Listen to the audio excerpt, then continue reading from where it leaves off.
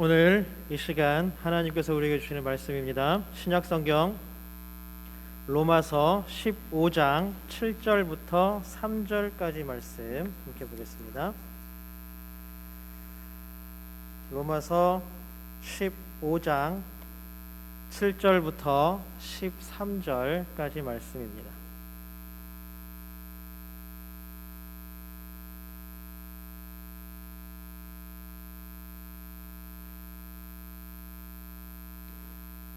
저 여러분 한 절씩 번갈아 가며 읽겠습니다. 제가 먼저 7절 읽습니다. 그러므로 그리스도께서 우리를 받아 하나님께 영광을 돌리심과 같이 너희도 서로 받으라.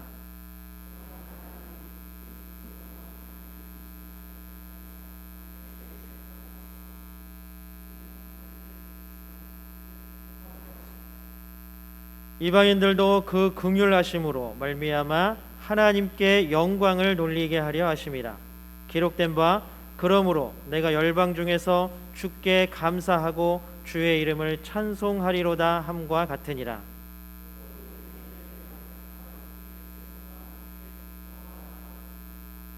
또 모든 열방들아 주를 찬양하며 모든 백성들아 그를 찬송하라 하였으며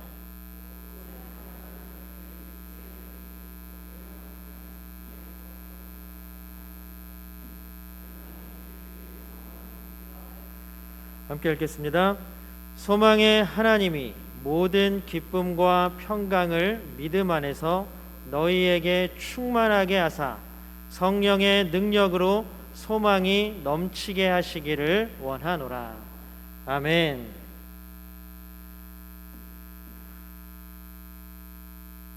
여러분 어떻게 한 주간 잘 지내셨습니까? 다들 건강하세요? 때마다 오는 긴급 안전 문자가 우리를 두렵게 하고 무섭게 하지만 그러함에도 불구하고 우리가 하나님 예수 그리스도의 오심을 기다리는 대림절입니다. 예수님을 기다리는 기쁜 마음들이 우리 마음 가운데 가득 차기를 소망합니다. 부르심에 응답하여 예배하기 위해 모인 우리 모두에게 하나님의 놀라운 은혜가 넘치기를 축복합니다. 또 우리가 아까도 말씀드렸던 것처럼 걱정과 근심이 가득 찬 세상에서 하나님께서 주시는 그 기쁨이 우리의 걱정과 근심보다 더 크게 충만하기를 주님의 이름으로 축복합니다. 우리 함께 인사 나눌까요? 우리 옆에 있는 분들, 또 앞에 있는 분들, 뒤에 있는 분들 보시면서 사랑합니다, 축복합니다. 우리 하나 더 인사할까요? 건강하세요. 네. 여러분 모두 건강하십시오. 네. 어떠한 것도 우리를 아프게 하지 못하고 힘들게 하지 못하고 날마다 하나님 주시는 건강함이 넘치기를 소망합니다. 자, 우리 이제 하나님께 믿음의 고백 올려드려야 되죠. 우리 두 손을 하나님께 번쩍 들고 하나님께 우리 믿음의 고백 올려드립니다. 하나님 좋습니다. 감사합니다. 사랑합니다. 하나님이 하시면 무엇이든지 다 이루어집니다. 하나님 좋습니다. 감사합니다. 사랑합니다. 하나님이 하시면 무엇이든지 다 이루어집니다. 아멘. 하나님께 영광의 박수 올려드립니다.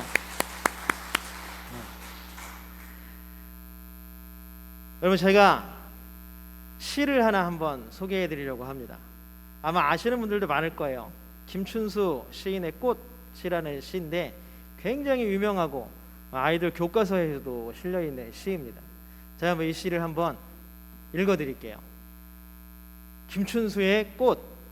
내가 그의 이름을 불러주기 전에는 그는 다만 하나의 몸짓에 지나지 않았다. 내가 그의 이름을 불러주었을 때 그는 나에게로 와서 꽃이 되었다. 내가 그의 이름을 불러준 것처럼 나의 이 빛깔과 향기에 알맞은 누가 나의 이름을 불러다오. 그에게로 가서 나도 그의 꽃이 되고 싶다. 우리들은 모두 무엇이 되고 싶다. 너는 나에게, 나는 너에게 잊혀지지 않는 하나의 눈짓이 되고 싶다. 어떠세요? 이 시 예쁘죠? 그냥 그러신가요? 어렵고 힘들어도 우리가 날마다 시 한 편 읽고 또 그 시에서 감동받는 우리의 삶이 되기를 소망합니다. 참 예쁜 시입니다. 간단히 얘기하면 뭐냐 하면 그냥 꽃이 하나 있는데 그것이 내가 그것을 꽃이라고 인식하지 못하고 그냥 왔다 갔다 지나다니면 그 꽃이 나에게 무슨 의미가 있냐 하는 것이죠. 내가 그 꽃을 바라보고 또 그 꽃에게 다가가서 이 꽃으로 인해서 내 마음이 기쁘고 즐겁고 아름다움을 느끼면 그 꽃은 내 인생에 의미가 있는 꽃이 되는 거죠. 그 꽃도 내가 봐줌으로 인해서 그 꽃의 아름다움이 더욱더 의미 있게 된다라는 것입니다. 수많은 사람들이 우리를 스쳐 지나가고 우리 길 다니면 얼마나 많은 사람들이 우리를 스쳐 지나가요. 그렇지만 그 사람들이 누구인지 모르고 그 사람 모두와 관계를 맺지는 않습니다. 그런 것처럼 우리 주변에 수많은 꽃들이 있지만 과연 그 꽃들이 나에게 의미 있는 꽃, 의미 없는 꽃 어떻게 다가오고 있습니까? 오늘 시에 나오는 것처럼 너는 나에게, 나는 너에게 잊혀지지 않는 하나의 의미가 되고 싶다. 제 마음이 그런 것 같아요. 제가 여러분들의 마음 가운데 잊혀지지 않는 하나의 큰 의미가 되기를 소망합니다. 예, 이거는 축복이 아니고 제 소망이에요. 여러분들이 저를 불러주시면 됩니다. 예수님도 처음에 제자들을 이렇게 맞으실 때, 찾으실 때 각자 그들의 이름을 또 그들을 지명하여서 딱 부릅니다. 찬양 중에 또 성경 말씀 중에 내가 너를 지명하여 불렀나니 너는 내 뭐예요? 아들이라고 나죠. 나는 너의 자녀다 라는 말씀이 시편에 나와 있습니다. 우리 마가복음 1장 16절 20절 또 2장 15절을 보면 예수님께서 직접 그 제자들을 딱 지명하여 부르시는 장면들이 나옵니다. 우리 마가복음 1장 16절 먼저 한번 읽어볼까요? 한번 읽어보겠습니다. 시작. 예수께서 이르시되 나를 따라오라. 이 누구예요? 시몬과 안드레를 부르실 때입니다. 20절 한번 읽어보겠습니다. 20절입니다. 같이 읽겠습니다. 시작. 부르시니 예수를 따라가니라. 이건 누구를 부를 때예요? 야고보와 요한을 부르실 때입니다. 2장 15절입니다. 같이 읽어보겠습니다. 시작. 그에게 이르시되 나를 따르라. 따르니라. 중간에는 다 생략된 거예요. 이거는 레위를 부르실 때, 세리였던 레위를 부르실 때에 예수님께서 하신 말씀입니다. 예수님께서도 제자들을 찾으실 때, 제자들을 선정하실 때 그냥 막 따라온 사람 중에 야 너 이렇게가 아니라 예수님께서 직접 찾아다니시면서 그들을 직접 불러서 자기의 제자로 삼아주셨다라는 것입니다. 만약에 이들이 예수님께서 부르시지 않았다면, 그들이 또 응답하지 않았다면 예수님과 이 사람들의 관계는 아무 의미가 없게 되고 말았을 것입니다. 그러나 그 부르심이 그들을 예수님의 제자가 되는 의미, 관계를 만들었다라는 것입니다. 예수님께서는 제자들을 부르셨고 지금도 우리를 부르시고 계십니다. 우리는 하나님의 부르심의 2절에 나온 줄로 믿습니다. 아니 그냥 나오셨나 봐요. 다시 우리가 모두 하나님의 부르심의 2절에 나오신 줄로 믿습니다. 네. 이것이 우리의 신앙의 고백입니다. 예수님도 우리를 부르시지만 하나님도 자신의 백성들을 계속해서 부르십니다. 하나님의 부르시는 모습들이 굉장히 많이 나옵니다. 아담을 부르셨습니다. 그래도 누구를 부르셨습니까? 노아를 부르셨습니다. 그리고 아브라함을 불러주셨습니다. 그리고 또 많은 사람들을 불렀습니다. 모세를 불렀고 또 누구를 불렀어요? 사무엘을 불렀고, 사무엘은 벌써 어렸을 때부터 하나님께서 밤에 3번이나 부르시는 장면이 나오잖아요. 그리고 평생 사무엘은 하나님의 부르심에 응답하며 살았습니다. 그리고 사울을 불렀고 다윗을 불렀고 또 여러 선지자들을 하나님께서는 불러주셨습니다. 그리고 하나님께서는 더 크게는 이스라엘 백성들을 애굽에서 불러서 가나안 땅으로 인도해 주셨습니다. 그렇기 때문에 이스라엘 백성들과 하나님은 의미가 있는 관계가 형성된 거예요. 그래서 이스라엘 백성들이 날마다 자신들은 선택된 민족이다, 하나님이 부르신 민족이다 라는 의미를 마음에 담고 살았던 것입니다. 그런데 놀랍게도 하나님은 오늘 구약의 인용을 많이 하시죠. 9절부터 쭉쭉쭉 하면서 구약의 인용을 여러 가지로 합니다. 시편, 이사야, 레위기, 따지면 율법서, 성문서, 그 다음에 지혜서, 모든 곳에서 다 하나님께서 우리를 불러주셨다라는 말들을 인용하고 있습니다. 그것은 뭐냐? 지금도 하나님은 우리를 부르고 계시다라는 것입니다. 여러분, 하나님의 부르심이 들리십니까? 여러분, 하나님의 부르심이 마음 가운데 울리십니까? 그 부르심에 날마다 응답하시겠습니까? 이것이 우리의 결단입니다. 이 결단이 우리를 살리는 결단이 되기를 소망합니다. 그냥 부른다는 것은 단순히 야 모여라, 오늘 몇 시까지 예배드리니까 교회 모여라 라는 그런 부르심이 아닙니다. 하나님의 부르심, 여러분들 혹시 어렸을 때 집 앞에 골목이나 아니면 공터나 놀이터에서 해가 지고 막 어둑어둑해질 때까지 놀아보신 적 있으세요? 많겠죠. 그렇죠? 우리 또 어른들은 아마 그 노는 기억보다 혹시 자녀들이 그렇게까지 놀았을 때에 자녀들을 불렀던 기억이 더 많이 있으시겠죠. 불러보셨죠, 다들? 응? 안 불러보셨어요? 우리 어둑어둑해지면 부모님들이 부릅니다. 왜 불러요? 밥 먹어야죠. 이제 씻고 자야죠. 응준아, 집에 와야지, 밥 먹어야지 하고 부르면 네 하고 쪼르르 달려갑니다. 누구야, 이제 들어와야지, 어두워졌잖아. 그러면 네 하고 쪼르르 달려갑니다. 그런데 여기서 만약에 저희 엄마가 저를 부르는 거는 굉장히 당연하고 의미 있는 일입니다. 그런데 저희 엄마가 잘 알지도 못하는 친구를 부를까요? 그 시간에? 그렇지 못하죠. 부른다라는 것은 뭐냐면 상대방이 항상 있다라는 것입니다. 옛날에 무한도전이라는 프로그램에서 명수는 12살인가요? 그런 프로젝트를 한 적이 있었어요. 그런 프로그램 한 적이 있었어요. 뭐냐면 옛날로 돌아가가지고 다 어린애들처럼 막 노는 거예요. 그리고 하루 종일 막 그렇게 놀다가 어두워지니까 제가 방금 말씀드렸던 것처럼 한 명씩 불러요. 거기 나오는 뭐 이름들이 이렇게 재석아, 뭐 노홍철이 홍철아, 그러니까 네 하고 막 쪼르르 달려갑니다. 근데 마지막에 박명수라는 개그맨이 한 명 남아요. 아무도 불러주지 않기 때문에 혼자 어두운 골목길에 남아 있으면서 그 프로그램이 그날 끝났습니다. 불러주지 않으면 마지막까지 그 자리에 남아 있어야 하는 것. 다른 친구들을 부르는 부름에 자신이 달려가지 못하는 것은 무엇입니까? 자기를 부르지 않았기 때문입니다.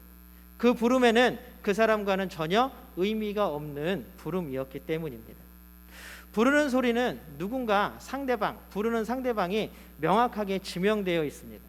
부모님이 자녀를 부르듯이 자녀가 자신의 부모님을 부르듯이 말입니다. 그러니 내 이름이 아니면 아무 의미가 없게 되는 것입니다. 김춘수 시인 아까 꽃이라는 시에서 나왔던 것처럼 그냥 아무 의미 없는 몸짓, 아무 의미 없는 존재가 되어버리는 것입니다.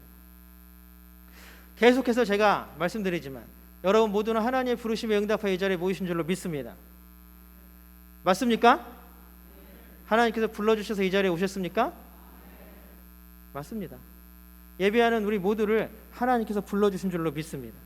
하나님은 우리를 부르시는 분이에요. 아까도 우리가 계속 했던 얘기가 그거예요. 제가 왜 이렇게 강조하냐 하면 이 부르신다라는 의미는 굉장히 그냥 모여서 예배드려라라는 의미보다 훨씬 더 큰 의미를 가지고 있기 때문입니다. 하나님께서는 이 부르심을 통하여 우리와 관계 맺기를 원하십니다. 하나님은 이 부르심을 통하여 우리가 하나님의 자녀가 되기를 원하십니다. 그래서 하나님은 예수님을 이 땅에 보내주셨습니다. 예수님께서 우리를 오늘 성경에 보면 받아주셨다라고 말합니다. 받아주셨다. 예수님께서 우리를 받아주셨다. 우리를 그 품 안에 예수님께서 받아들여 주셨다라는 것입니다. 이 받는다는 의미가 머리를 들이받았다라는 의미가 아니라 받아주셨다, 받아들여 주셨다라는 것입니다. 이것은 우리에게 굉장히 큰 의미가 있습니다. 그렇다면 예수님께서는 왜 우리를 받아주셨을까요? 우리 7절 말씀 한번 같이 읽어보겠습니다. 세 번역으로 우리 화면에 나온 대로 한번 읽어보겠습니다. 7절입니다. 같이 읽겠습니다. 시작. 그러므로 그리스도께서 하나님의 영광을 드러내시려고 여러분을 받아들이신 것과 같이. 왜요? 바울이 생각할 때에는 예수님이 우리를 받아들여 주신 것은 뭐예요? 하나님의 영광을 드러내기 위해서라는 것입니다.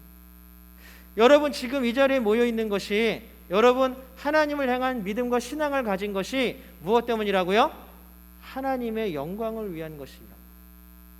뭐 많은 이유들을 댈 수 있겠습니다. 우리를 구원하시기 위해, 우리를 살려주시기 위해, 우리를 하나님 나라의 백성 삼아주시기 위해, 그 모든 것들을 통틀어서 뭐라고 얘기하냐면 바로 하나님의 영광을 드러내기 위해서입니다.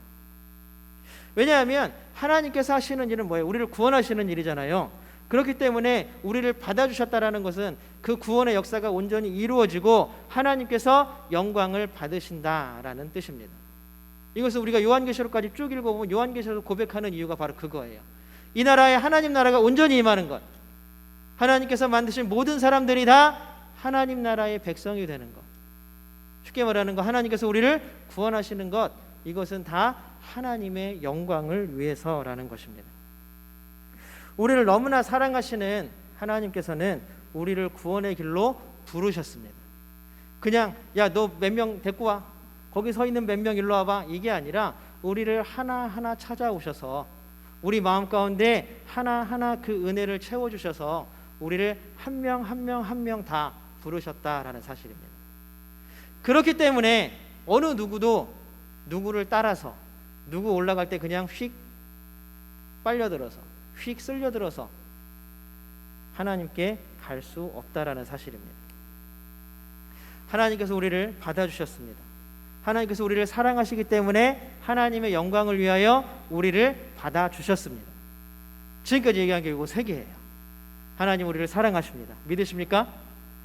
그렇기 때문에 하나님은 우리를 구원하십니다. 믿으십니까? 그것이 바로 하나님의 영광이 되는 것입니다. 믿으십니까? 여기서 끝나면 얼마나 좋아요. 그렇죠? 그런데 항상 특히 이 바울은 우리에게 그렇게 끝나는 것을 원하지 않는 것 같아요. 항상 뒤에 우리를 부담 주고 우리에게 항상 걸림돌이 되는 말들을 하나씩 꼭 집어넣습니다. 우리 7절 뒷부분 읽지 않았던 거 한번 같이 읽어보겠습니다. 7절입니다. 우리 세 번역으로 우리 화면 보고 한번 읽어볼까요? 같이 읽겠습니다. 시작. 너희도 서로 받으라. 아까 그냥 하나님 우리를 사랑하시니까, 하나님 우리를 구원하시고 하나님이 우리를 받아들여 주셨다, 그래 아멘 할렐루야 감사합니다 하고 딱 끝나면 참 좋죠. 그런데 그 뒤에 덧붙여가는 말이 뭐냐면 예수님께서 우리를 받으셨으니까, 그리스도께서 우리를 하나님의 영광을 드러내기 위해 받으셨으니까 너희도 서로 받으라 라고 이야기를 합니다. 이 서로는 누구일까요? 상대방이죠. 그쪽의 한쪽 축은 누구예요? 나. 여러분 나 해보세요. 나. 상대방이라는 거는 서로잖아요. 서로는 한쪽 편에 누가 있어요? 나가 있는 거예요. 나. 그럼 반대편에 있는 상대방은 누가 될까요? 아마 좁게는 우리의 가족이 될 수도 있습니다. 또 가족보다는 조금 더 넓게는 우리 함께 동역하고 우리 함께 신앙생활하는 교회에 함께한 영적 가족들인 성도들이 있습니다. 그리고 조금 더 넓게는 우리의 삶의 터전에서, 혹시 우리의 일터에서 함께하는 우리의 이웃들이 있을 수 있습니다. 이거를 좀 더 넓게 보면 하나님 만드신 모든 창조의 세계, 하나님 만드신 모든 세상, 하나님 만드신 모든 생명이 다 서로 나와 상대방에 포함되고 있다라는 사실입니다. 우리 거기에 딱 그것을 딱 마음속에 새기시고 우리 5절 한번 같이 읽어볼까요? 5절입니다. 같이 한번 읽어보겠습니다. 5절 우리 화면으로 세 번역으로 읽겠습니다. 시작. 여러분이 그리스도 예수를 본받아 같은 생각을 품게 하시고. 자 보세요. 상대방이 이제 생겼어요. 그렇죠? 누군지 명확해졌습니다. 그 상대방이 명확해졌습니다. 그 상대방은 명확한데 그 상대방을 받아들이라고 지금 바울이 얘기를 하고 있는 거거든요. 가족을, 우리 함께 신앙생활하는 성도들을, 또 우리 삶의 터전과 일터에 있는 우리 이웃들을, 그리고 하나님 만드신 모든 생명들을 예수님이 나를 받아주신 것 같이 받으라는 이야기입니다. 그 5절에서 뭐라고 얘기하냐면, 우리가 오늘 본문을 사실 15장 전체를 다 읽어야 되는데 너무 길어서 우리 뒷부분만 읽은 거거든요.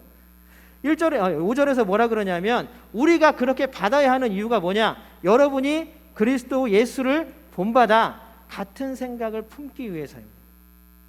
우리는 날마다 살아가는 것, 구원의 길이 뭐냐라고 묻는다면 예수를 믿는 거라고 얘기를 합니다. 그 믿는다라는 말에는 뭐가 포함되냐면 예수님 걸어가신 그 길을 나도 따라갑니다라는 것도 포함이 되는 거예요. 그러면 예수님이 나를 받아주셨기 때문에 나도 분명히 당연하게 예수님을 받아들이는 건 당연하고, 그건 이미 성령님께서 내 마음에 와 계시다라는 사실. 그러면 우리는 뭘 더 애를 써야 되냐 하면 서로 받는 것, 서로 받아들이는 것을 더 애를 써야 한다라는 사실입니다. 그런데 우리가 살아가는 세상, 또 우리의 마음속을 들여다보면 그렇지 않을 때가 훨씬 더 많은 것 같습니다. 정확하게는 어떤 누군가를 내 마음에 받아주고 받아들여주는 것, 이것이 손해 볼 때도 있고, 어떨 때는 좀 억울한 일을 당할 때도 있고, 어떨 때에는 좀 내 자존심이나 내 마음이 허락하지 않을 때가 있습니다. 수많은 사람들이 나쁜 말, 악플이라고 그래요. 그 다음에 혐오, 그 다음에 미움, 그 다음에 시기와 질투에 휩싸여 살아갑니다. 또 그런 것들을 당하다 세상을 등지는 사람들도 많이 나오게 됩니다. 자신의 마음에 누군가를 두려고 하지 않습니다. 누군가를 마음 가운데 둔다라고 얘기하는 것, 뭔가를 많이 받아들인다라고 얘기하는 것, 우리나라 말로 좀 더 표현하면 뭐가 될까요? 야, 저 사람 참 품이 크다라는 말씀을 많이 하죠. 그 나올 때 바로 품입니다. 야, 저 사람은 참 품이 넓은 것 같아. 어디에 제일 많이 써요? 엄마의 품. 아기가 엄마 품에 안겼다 라는 말을 많이 하죠. 그 품이 큰 사람, 그 품이 큰 사람, 모든 것을 다 안고 받아들일 수 있는 품이 큰 사람, 그 사람이 없어진, 어쩌면 정말 부족한 시대이기도 합니다. 이 품이라는 얘기를 다른 말로 좀 더 하면, 우리가 좀 더 이해하고 말하기 쉬운 말로 좀 표현하면 뭐가 되냐 하면 마음에 여유가 있다라는 거겠죠. 저희 아이들이 어렸을 때 이 스티커를 벽에다 굉장히 잘 붙였어요. 잘 붙였다라는 의미가 뭔지 하여튼 많이 붙였어요. 벽에다가. 하여튼간 벽만 보이면 다 갖다 스티커를 붙이네. 그런데 이 아이들도 참 또 그 공간의 미에 대해서 참 많이 아는 것 같아요. 스티커가 이미 많이 붙어 있는 데에는 붙일까요? 안 붙일까요? 안 붙여요. 왜냐하면 지네들도 거기에 너무 꽉 차 있으니까 내가 붙여봐야 이게 티가 안 난다는 거 아니까 새로운 벽을 찾아서 항상 다닙니다. 스티커를 붙이기 시작합니다. 깨끗한 벽에 더 많은 스티커를 붙일 수가 있는 것이죠. 그래서 하여튼 도화지도 벽에다 붙여보고 막 했는데 어쨌든 벽에 많이 붙게 됩니다. 귀신같이 어떻게 손도 안 닿는 데까지도 붙이는 아이들을 보면서 놀랍다라는 생각을 하게 되죠. 마음의 빈자리가, 여유가 클수록 우리는 더욱더 많은 것들을 받아들일 수가 있습니다. 믿음의 사람들은 누군가를 받아줄 수 있는 넓은 품과 여유가 있어야 합니다. 죄 많은 우리들을 받아주신 하나님의 품이 넓은 것처럼 말입니다. 여러분 생각해 보세요. 죽을 수밖에 없다. 맨날 우리 그 말을 하잖아요. 우리는 죄인입니다. 우리는 죽을 수밖에 없습니다. 우리는 하나님 앞에 큰 죄를 저질렀습니다. 우리는 사망이 우리의 결과였습니다. 라고 이렇게 고백합니다. 그런데 그런 우리들을 하나님께서 받아주셨습니다. 죄 많은 우리들을 받아주신 하나님의 사랑을 여러분들 깨달으십시오. 그 사랑이 우리 안에 넘치게 되기를 주님으로 소망합니다. 이것은 너무나 당연한, 우리가 믿고 있는 한 가지의 큰 진리입니다. 다시 한번 선포합니다. 하나님은 우리를 사랑하십니다. 하나님은 우리를 받아주시는데 어떠한 조건도 걸지 않으셨습니다. 이거는 진리입니다. 하나님이 언제 우리한테 내가 너 구원해 줄 테니까, 아니면 구원을 받으려면 이거 해와, 그런 음성 들어보신 적 있으세요? 없죠. 혹시 여러분 어디 기도원이나 어디 가서 기도 원장님이나 누가 너 이거 이렇게 하려면 헌금을 얼마 해야 돼, 이렇게 말하는 데 있으면 당장 내려오세요. 그런 데는 있으시면 안 돼요. 하나님도 우리에게 어떤 것도 요구하지 않으셨습니다. 그런데 우리가 도대체 누가 누구에게 무엇을 요구한다는 말입니까? 말도 안 되는 일입니다. 우리 8절을 한번 같이 읽어볼까요? 8절입니다. 세 번역으로 한번 읽어보겠습니다. 시작. 그리스도께서는 하나님의 진실하심을 드러내시려고 할례를 받은 사람의 종이 되셨으니 그것은 하나님께서 조상에게 주신 약속들을 확증하시고, 9절 같이 읽겠습니다. 9절입니다. 같이 읽겠습니다. 시작.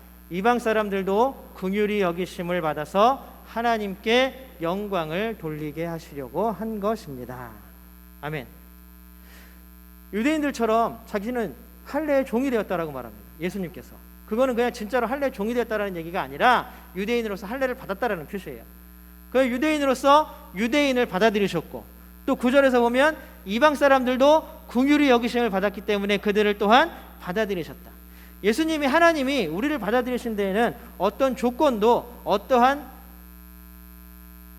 절차도, 까다로운 어떠한 형식도 아무것도 없다라는 사실입니다.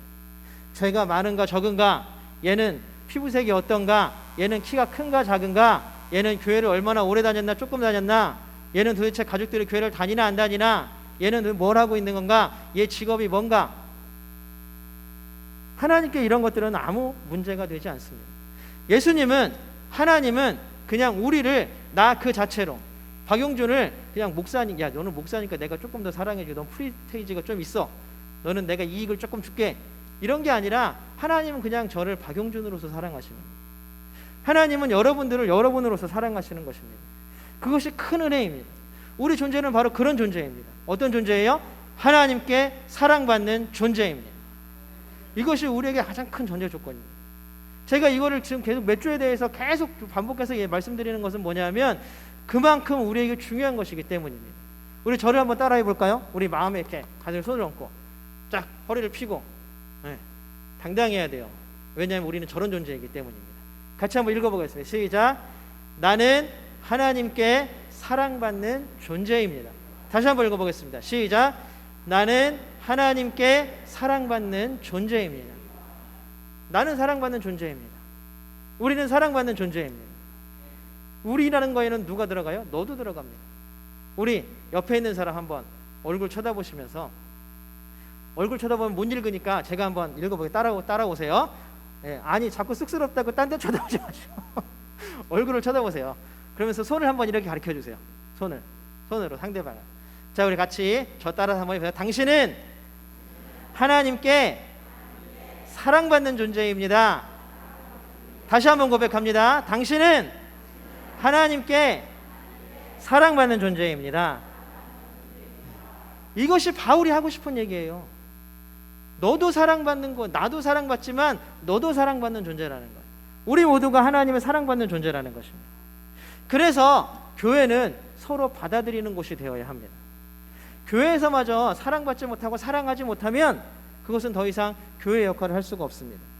나는 사랑받는 존재입니다. 여기에서만 끝나면 하나님의 사랑이 내 안에 흘러들어와서 그냥 거기서 딱 막히고 마는 거예요. 더 이상 어디로 흘러갈 데가 없는 거예요. 이거 그냥 막히면 뭐합니까? 내가 풍성히 받았다고 좋아할 것입니까? 아니요. 그것은 또한 하나님의 사랑이 올바르게 작동하지 않는 것입니다. 하나님의 사랑을 나에게 충만히 받았으면 그 사랑은 어디로 흘러가야 돼요? 아까 말했잖아요. 상대방, 너라고 하면 제가 너무 이상해요.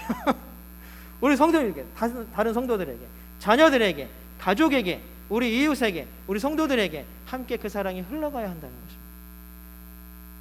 그것이 서로를 받아들이는 것입니다. 그런데 왜 그러지 못할까요? 우리 마음에는 이미 두려움이라는 게 가득 차 있습니다. 아담의 범죄 이후로 우리는 벌거벗은 모습을 상대방에게 보여주기 싫습니다. 왜요? 내 모습이 너무 연약해 보이기 때문에 그렇습니다. 나의 약한 면을 다른 사람들에게 보여주기 싫습니다. 내가 약해지는 모습들을 다른 사람들에게 드러내기 싫습니다. 왜요? 이 세상은 내가 조금만 틈을 보이면 금방 와서 물어뜯는 세상이다. 우리는 어렸을 때부터 그렇게 배워왔습니다. 네가 조금만 허점을 보이면 다 와서 널 물어뜯을 거야.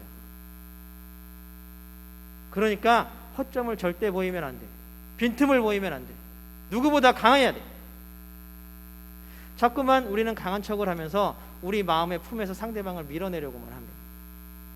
그러나 조금만 생각해보면 하나님께서는 우리의 연약함을 다 받아주셨습니다. 그런 하나님을 따른다라고 하는 사람들은 어떻게 해야 할까요? 우리가 오늘 본문으로 삼진 않았지만 15장 1절 2절을 함께 읽어보겠습니다. 1절 먼저 읽겠습니다. 시작. 믿음이 강한 우리는 믿음이 약한 사람들의 약점을 돌보아 주어야 합니다. 우리는 자기에게 좋을 대로만 해서는 안 됩니다. 우리는 저마다 자기 이웃의 마음에 들게 행동하면서 유익을 주고 덕을 세워야 합니다. 이게 하나님의 뜻이에요. 하나님의 뜻은 서로의 약함을 채워주고 서로가 의지가 되어주고 서로가 도와주는 것, 이것이 하나님이 원하는 것입니다. 우리가 죽을 수밖에 없는 사망이라는 죄인 그 약점까지도 하나님은 받아주셨습니다. 나만이 아니라 옆에 있는 너도 받아주셨습니다. 이것이 우리에게 전해지는 명백한 진리입니다. 오늘 아까 우리가 봤던 것처럼 9절에서 12절까지 바울은 구약 성경을 계속 인용합니다. 그래서 그 인용하면서 뭐가 되냐면은 유대인이나 이방인이나 똑같이 하나님의 긍휼하심을 입었다는 것입니다. 나나 너나 이 사람이나 저 사람이나 다 하나님의 은혜를 입은 사람들이라는 것입니다. 누구는 하나님의 영광을 위해 살아가고 누구는 하나님의 영광을 위해서 살아가지 않는다, 구분짓는 것이 아닙니다. 사랑하는 성도 여러분, 하나님께서는 죄악된 우리를 받아주셨습니다. 여러분 이 사실을 믿으십니까? 그렇다면 여기 모여있는 모든 분들, 혹시 지금 유튜브로 온라인으로 예배드리는 모든 분들까지도 하나님께서 받아주셨습니다. 지금 내 옆에 있는 사람, 내 앞에 있는 사람 모두를 하나님께서는 받아주신 것입니다. 모두가 다 하나님의 받아주심을 받은 존재들입니다. 우리 아까 읽었던 김춘수의 시 마지막 구절이 생각나십니까? 우리 저걸 한번 같이 읽어볼까요? 시작. 우리들은 모두 무엇이 되고 싶다.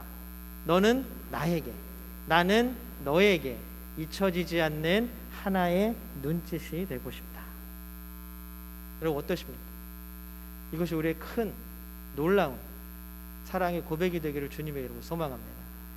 우리가 하나님의 큰 잊혀지지 않는 하나의 눈짓 의미가 되는 것뿐만이 아니라 나는 너에게, 너는 나에게 정말로 큰 의미 있는 관계를 이루는 존재가 되기를 주님의 이름으로 축복합니다.